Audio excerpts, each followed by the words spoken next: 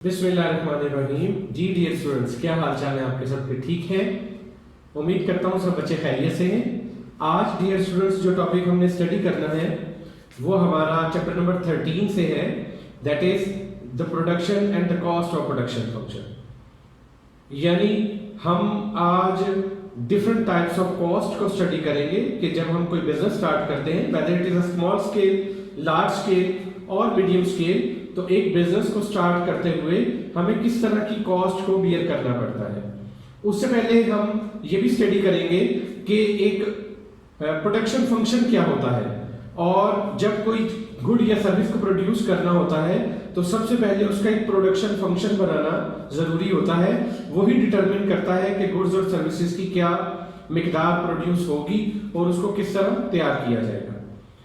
फिर हम different type of cost को स्टडी करेंगे, उनकी ग्राफिकल रिप्रेजेंटेशन भी देखेंगे, और सबसे इंपॉर्टेंट चीज है स्टूडेंट्स कि आप उन ग्राफिकल रिप्रेजेंटेशन को भी याद रखेंगे, क्योंकि आने वाले नेक्स्ट तमाम लेक्चर्स में मेरी कॉस्ट ऑफ प्रोडक्शन के जो टॉपिक हैं वो हर चैप्टर में, हर लेक्चर में इंक्लूड होंगे। आने वाले तमाम लेक्चर्स में कॉस्ट ऑफ प्रोडक्शन के जो ग्राफ्स हैं वो यूज होना है। इसलिए डियर स्टूडेंट्स, आज का लेक्चर जो है वो डिपेंड करता है आपके आने वाले 6 लेक्चर्स पर, तो आप बहुत केयरफुली इनको पढ़ें, इन्हें तैयार करें, और इनमें जो भी प्रॉब्लम हो वो मेरे से with the passage of time discuss करें। तो बच्चों हम स्टार्ट करते हैं, और टॉपिक को स्टार्ट करते हुए मैं आपको जरा टॉपिक की डिटेल बता दूं कि हम पहले हिस्से में लेक्चर के कुछ डिफरेंट कॉन्सेप्ट्स पढ़ेंगे। वो डिफरेंट कॉन्सेप्ट्स क्या हैं, उसमें हम स्टडी करेंगे अपॉर्चुनिटी कॉस्ट, इसमें हम स्टडी करेंगे explicit cost and implicit cost. यहीं से हमारा नया टॉपिक निकलेगा अकाउंटेंट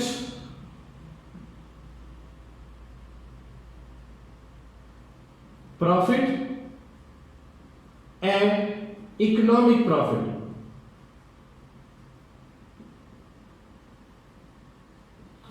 तो बच्चों हम सबसे पहले जब अपॉर्चुनिटी कॉस्ट को देखेंगे तो अपॉर्चुनिटी कॉस्ट के जरिए हम सीखेंगे एक्सप्लिसिट कॉस्ट क्या होती है और इम्प्लिसिट कॉस्ट क्या होती है।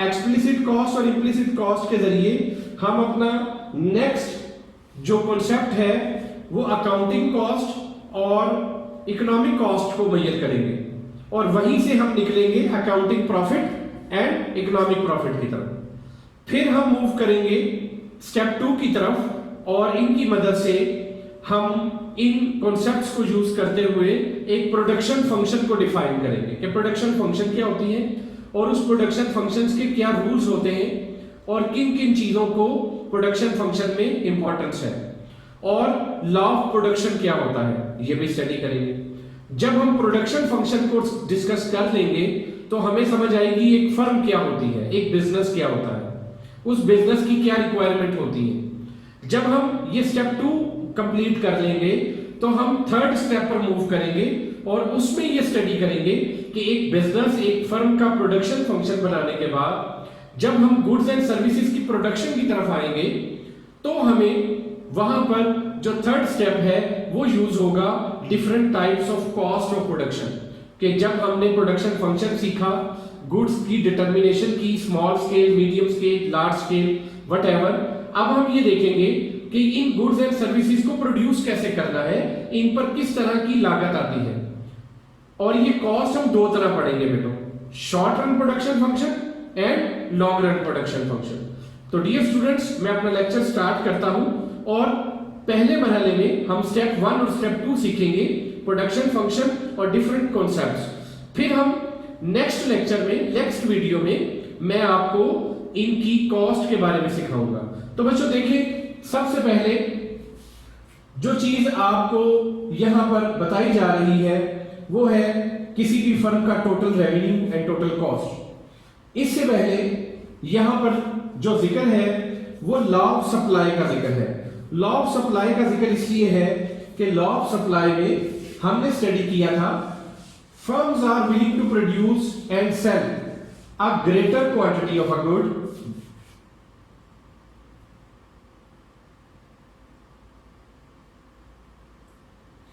firms are willing to produce and sell a greater quantity of good when the price of the good is high.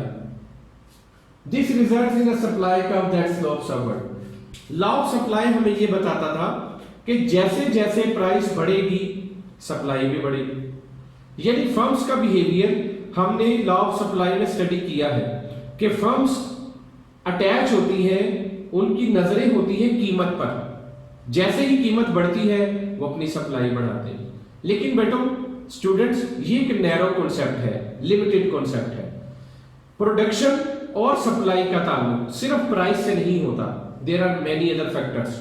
वो मैंने आपको सिखाए थे डिटर्मिनेंट्स में, कॉस्ट ऑफ प्रोडक्शन है, टेक्निक ऑफ प्रोडक्शन है।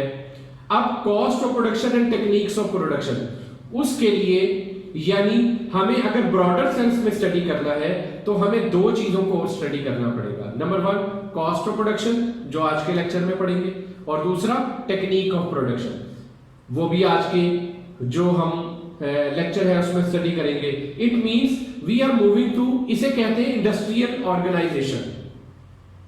यानी हम एक ब्रॉडर सेंस में जाएंगे और इंडस्ट्रियल ऑर्गेनाइजेशन का कांसेप्ट स्टडी करेंगे कि प्राइस के अलावा भी बहुत सारे फैक्टर हैं जो मार्केट में सप्लाई को बढ़ाते भी हैं और कम भी करते हैं। तो लॉ ऑफ सप्लाई का कांसेप्ट देने के बाद हम आगे मूव करते हैं और यहां पर हम देखते हैं डिफरेंट कॉन्सेप्ट्स। देखिए स्टूडेंट्स, ये बड़े सिंपल से कॉन्सेप्ट्स हैं। हम देखते हैं टोटल रेवेन्यू क्या होता है। मैंने एक सिंपल सा फॉर्मूला भी लिख दिया, price into quantity. By total revenue we mean what I have sold at a particular price. मैंने 20 यूनिट 15 रुपए कीमत के हिसाब से फरोख्त किए तो मैंने कितने रेवेन्यू अर्निंग हासिल की, 15 मल्टीप्लाई बाय 20 दैट इज 300। ये देखें टोटल रेवेन्यू का फॉर्मूला। अगर एक प्रोडक्ट की प्राइस 15 है और उसकी क्वांटिटी आपने 20 सेल की है तो इसका मतलब है आपने जो टोटल रेवेन्यू अर्न किया वो कितना कर लिया स्टूडेंट्स, 300। सिंपल। और टोटल कॉस्ट क्या होगी? टोटल कॉस्ट से मुराद वो तमाम तरह के एक्सपेंडिचर्स हैं जो उस पर्टिकुलर कमोडिटी को बनाने के लिए लागत आई या खर्चात आई।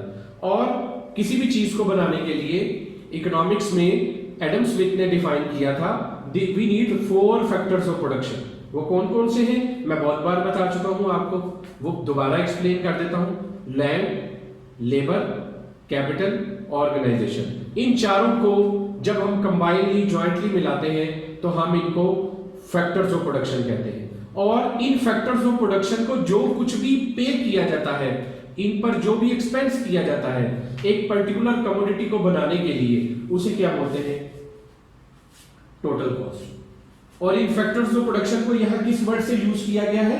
इनपुट्स। इनपुट का मतलब है आपने जो फैक्टर लगाए वो वही है लैंड, लेबर, कैपिटल, ऑर्गेनाइजेशन। तो स्टूडेंट्स आपको टोटल रेवेन्यू और टोटल कॉस्ट का कांसेप्ट समझ आया। अब हम आगे चलते हैं और देखते हैं प्रॉफिट कैसे निकलता है।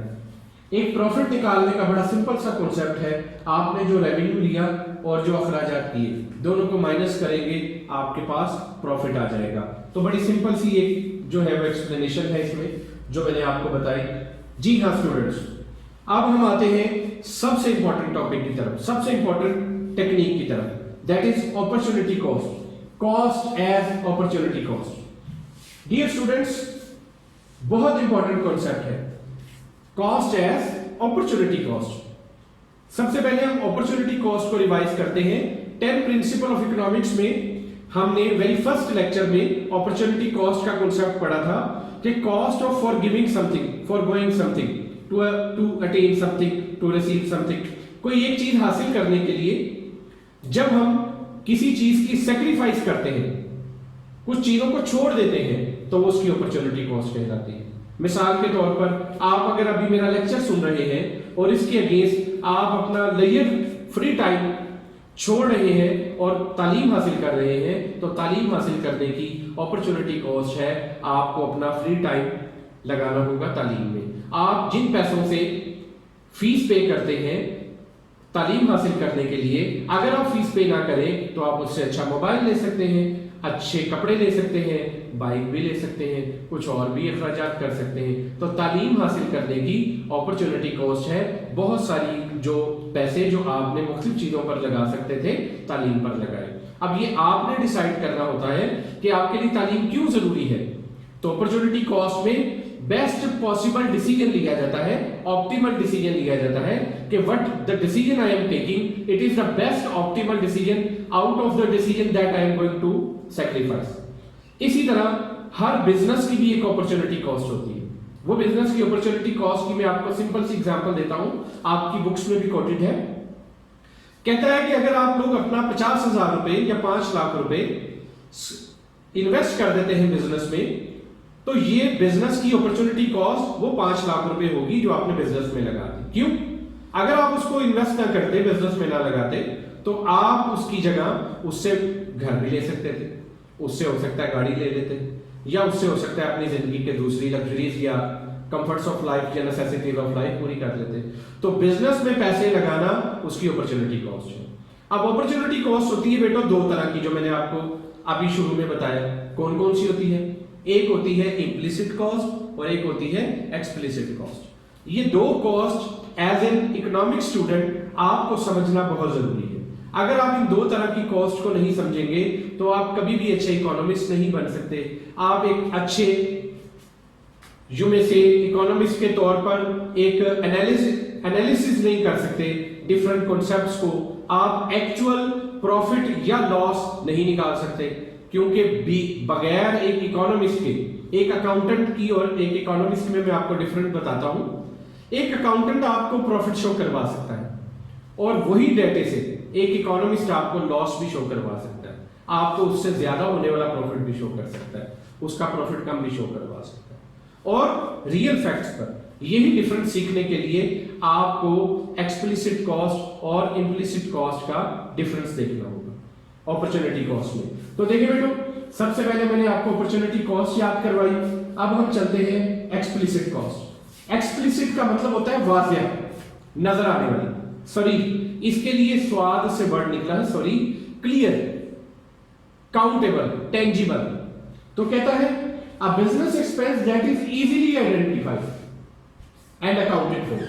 जिन्हें आप काउंट कर सकते हो वो आपकी एक्सप्लिसिट कॉस्ट है। मसलन आपने बिल्डिंग का रेंट दिया, आपने वेजेस दी, आपने रॉ मटेरियल खरीदा, आपने लेबर रखी, आपने कमर्शियल जो आपके बिल्स हैं यूटिलिटी वो पे किए। सब अकाउंट हो सकते हैं ना, कैलकुलेट हो सकते हैं। ये सब एक्सप्लिसिट कॉस्ट है। इसकी एग्जांपल देखिए, wage expenses, rent of cost and the cost of materials. ये तमाम चीजें एक्सप्लिसिट कॉस्ट की डिफरेंट जो है वो एग्जांपल्स है।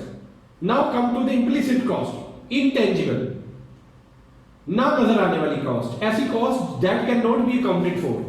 A business expense that cannot be easily identified and cannot be accounted for। एक ऐसी लागत भी होती है जो आप अकाउंट नहीं करते, काउंट में नहीं लाते, और लेकिन एक्चुअली वो आपकी लागत में शामिल होता है। यही डिफरेंस निकलेगा। अकाउंटेंट सिर्फ कौन सी कॉस्ट मेजर कर सकता है? Explicit cost. जबकि एक इकोनॉमिस्ट एक्सप्लिसिट कॉस्ट भी मेजर करेंगे और इम्प्लिसिट कॉस्ट भी मेजर करेंगे। वो क्या है वो हम देखते हैं। तो बच्चों, इम्प्लिसिट कॉस्ट को देखें। The opportunity cost equal to one must give up in order to use factor of production which it already owns and thus does not pay rent for. एक सिंपल सी एग्जांपल लिखी है उसने कि कुछ ऐसे अखराजात हैं कि आप अपनी इनपुट में से कुछ ऐसी इनपुट्स, कुछ ऐसे एसेट अपने यूज के लिए इस्तेमाल कर लें और उसको किस पर ना दें और उसका क्या ना पे करें, रेंट पे ना करें। ये आपकी इम्प्लिसिट कॉस्ट है। कुछ ऐसी अपॉर्चुनिटी कॉस्ट जो बाहिर तो लग रही हो लेकिन उनको अकाउंट में न लाया जाए। फॉर एग्जांपल, आप अपनी वर्कशॉप पर खुद ही काम कर रहे और आप उसकी सैलरी विड्रॉ ना करें। आप अपनी बिल्डिंग को अपने बिजनेस के तौर पर यूज कर लें और उसका रेंट डिसाइड ना करें। आप इससे भी अच्छा ब्रॉडर सर्च देता हूं। फर्ज करें आप कहीं जाते हैं और आपको वहां पर एक महीने का 50,000 रुपया ऑफर है, लेकिन आप अपने बिजनेस को टाइम देते हैं और अपने बिजनेस को ग्रो करते हैं। और फर्ज करें कि आप अपनी सैलरी या कोई अमाउंट वहां पर लेते हैं 30,000, डिसाइड करते हैं। तो वो जो 20,000 का डिफरेंस है वो भी आपकी वो इम्प्लीसिट कॉस्ट है जो अकाउंटेंट कहीं भी मेजर नहीं कर सकेगा। अगर आपने अपनी बिल्डिंग जिस पर आप एकेडमी चला रहे हैं या स्कूल चला रहे हैं और उसका रेंट मेजर नहीं कर रहे, अकाउंटेंट इस चीज को मेजर नहीं कर सकेगा। ये तमाम तरह की कॉस्ट क्या कहलाती है बेटो? इम्प्लीसिट कॉस्ट कहलाती है। तो बच्चों उम्मीद करता हूं आपको एक्सप्लिसिट कॉस्ट और इम्प्लीसिट कॉस्ट समझ आई होगी। और अब हम मूव करते हैं इससे फर्दर एक और स्टेप की तरफ, और हम इन एक्सप्लिसिट कॉस्ट और इम्प्लीसिट कॉस्ट के जरिए अकाउंटिंग कॉस्ट और इकोनॉमिक कॉस्ट में डिफरेंस देखते हैं। तो वैसे तो आपको समझ आ गया होगा कि अकाउंटिंग कॉस्ट में सिर्फ कौन सी कॉस्ट काउंट की जाती है?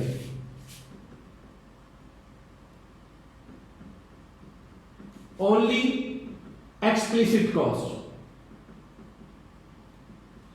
जबकि इकोनॉमिक कॉस्ट में दो तरह की कॉस्ट को काउंट किया जाता है, एक्सप्लिसिट कॉस्ट भी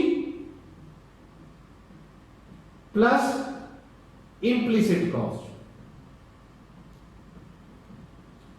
तो देखो बच्चों, अकाउंटेंट के पास सिर्फ वही अकाउंट करने के लिए है जो उससे नजर आ रहा है, जो आप उसे वाउचर ला कर दे रहे हैं। लेकिन एक इकोनॉमिक कॉस्ट है, इकोनॉमिस्ट कहेगा भाई इसके अलावा जो आप लोग ये एक्सपेंसेस कर रहे हैं इनको भी किसी जिम्मे में शुमार करें, तो इनकी भी कोई ना कोई वैल्यू डिटरमिन करें, और वैल्यू डिटरमिन करने के बाद उनको जब काउंट किया जाएगा तो हो सकता है आपकी कॉस्ट पहले से बढ़ जाए, हो सकता है कम हो जाए। इसे बोलते हैं स्टूडेंट इकोनॉमिक कॉस्ट। और यही से हम अपने स्टेप 1 का लास्ट चीज देखेंगे और वो है प्रॉफिट। यही से निकलेगा कि इकोनॉमिक प्रॉफिट क्या होता है और अकाउंटिंग प्रॉफिट क्या होता है। तो बच्चों प्रॉफिट का फार्मूला मैंने आपको बताया, total revenue minus total cost is equal to profit.